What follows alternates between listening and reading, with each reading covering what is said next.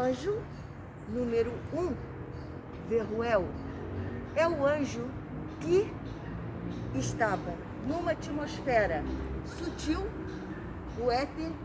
e vai entrar agora no túnel do tempo, aonde vamos encontrar massas mais densas, que está ligado ao vegetal, ao mineral, à força do animal, e que está aqui na natureza,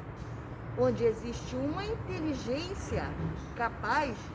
de administrar tanto o éter, que é sutil, aonde estão os anjos que vêm para a natureza fazer conexão com os 4 elementos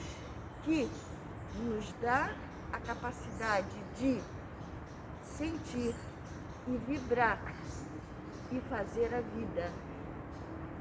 Namastê.